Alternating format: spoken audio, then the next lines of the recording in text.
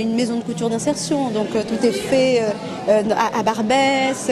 On a cet agrément d'insertion qui est très important pour nous. On a des salariés de Barbès. On a eu la chance, grâce à la Fondation PPR, d'avoir une marraine formidable qui est Hélène de Buren.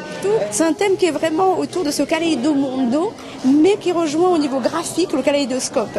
Je trouve que c'est un objet extraordinaire, un objet révolutionnaire, mais c'est aussi un objet qui éveille au rêve, donc à l'onirisme, mais qui éveille à une certaine lumière, le kaléidoscope, le côté graphique. Et moi, j'ai travaillé uniquement sur ce côté graphique.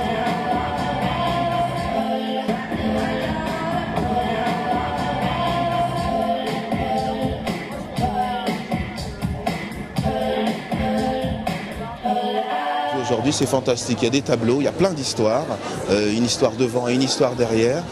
C'est fantastique. Je connaissais l'artiste, mais là, elle m'a encore époustouflé. Elle s'est surrenouvelée et elle raconte des choses profondes.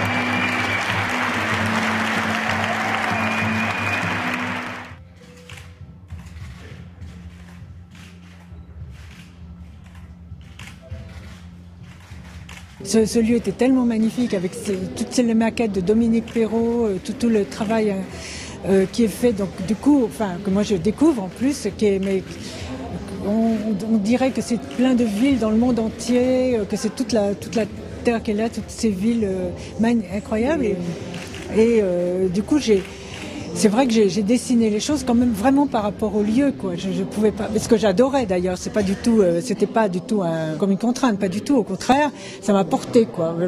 Pour faire les choses que j'adore faire. C'est toujours le même genre de choses, les 3 embouchures, toutes ces choses de coupe et tout ça que je fais. Mais alors là, évidemment, j'avais envie de faire beaucoup de blanc et que blanc et enfin que des couleurs. Il y a très peu de couleurs. Il y a juste un bleu, gris très pâle, comme on trouve d'ailleurs dans les maquettes par hasard. Mais enfin, je vais rester très comme ça. Et juste une petite fleur qui passe à un moment donné, qui est Esther en orange là. Mais oui, non, ça évidemment, c'était vraiment inspiré par ce lieu. Oui.